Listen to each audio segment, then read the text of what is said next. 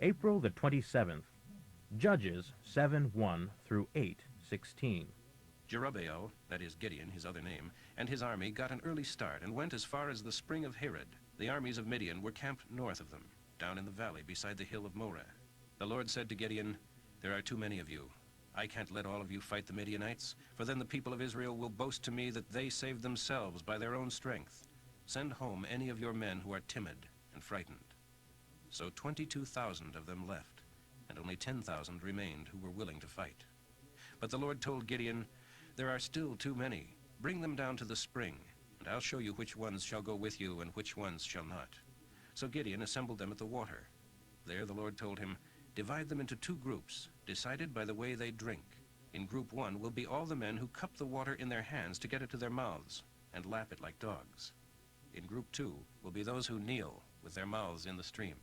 Only 300 of the men drank from their hands. All the others drank with their mouths in the stream. I'll conquer the Midianites with these 300, the Lord told Gideon. Send all the others home." So after Gideon had collected all the clay jars and trumpets they had among them, he sent them home, leaving only 300 men with him. During the night, with the Midianites camped in the valley just below, the Lord said to Gideon, "Get up, take your troops, and attack the Midianites, for I will cause you to defeat them. But if you are afraid, first go down to the camp alone. Take along your servant Purah if you like, and listen to what they are saying down there. You will be greatly encouraged and be eager to attack." So he took Purah and crept down through the darkness to the outposts of the enemy camp. The vast armies of Midian, Amalek, and the other nations of the east were crowded across the valley like locusts, yes, like the sand upon the seashore, and there were too many camels even to count. Gideon crept up to one of the tents, just as a man inside had wakened from a nightmare and was telling his tent mate about it. "I had this strange dream, and there was this huge loaf of barley bread that came tumbling down into our camp. It hit our tent and knocked it flat." The other soldier replied, "Your dream can mean only one thing. Gideon, the son of Joash the Israeli, is going to come and massacre all the allied forces of Midian." When Gideon heard the dream and the interpretation, all he could do was just stand there, worshiping God. Then he returned to his men and shouted, "Get up! For the Lord is going to use you to conquer all the vast armies of Midian." He divided the 300 men into 3 groups and gave each man a trumpet and a clay jar with a torch in it. Then he explained his plan. "When we arrive at the outer guard posts of the camp, do just as I do. As soon as I and the men in my group blow our trumpets, you blow yours on all sides of the camp and shout, 'We fight for God and for Gideon.'" It was just after midnight and the change of guards when Gideon and the 100 men with him crept to the outer edge of the camp of Midian. Suddenly they blew their trumpets and broke their clay jars so that their torches blazed into the night. Then the other 200 of his men did the same, blowing the trumpets in their right hands and holding the flaming torches in their left hands and yelling, "For the Lord and for Gideon!" Then they just stood and watched as the whole vast enemy army began rushing around in a panic, shouting and running away.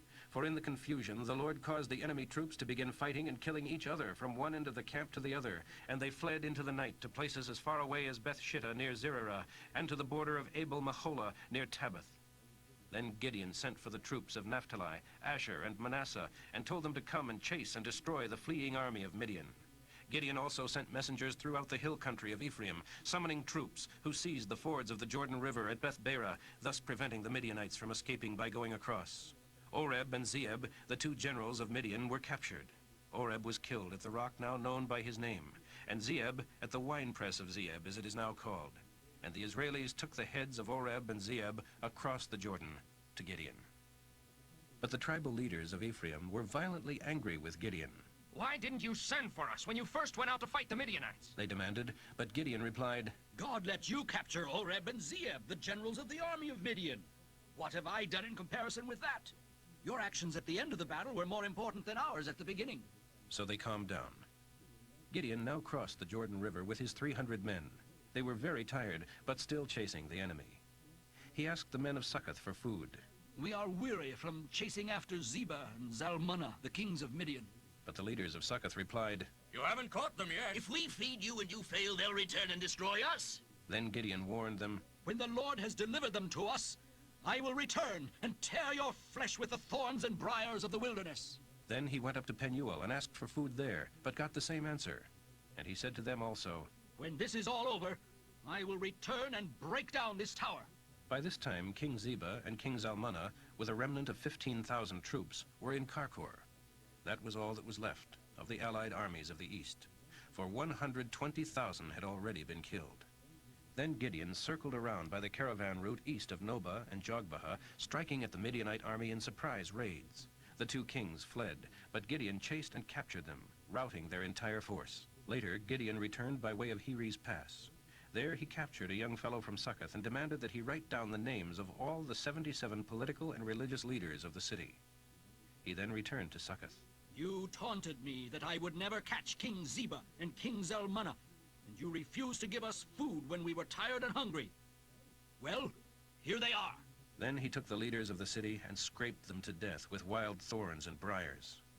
Luke 23:11 through 43. Now Herod and his soldiers began mocking and ridiculing Jesus, and putting a kingly robe on him, they sent him back to Pilate. That day Herod and Pilate, enemies before, became fast friends.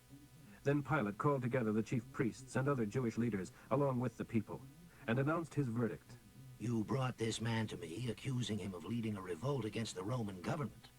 I've examined him thoroughly on this point and find him innocent. Herod came to the same conclusion and sent him back to us. Nothing this man has done calls for the death penalty. I will therefore have him scourged with leaded thongs and release him. But now a mighty roar rose from the crowd as with one voice they shouted, Kill him and release Barabbas to us!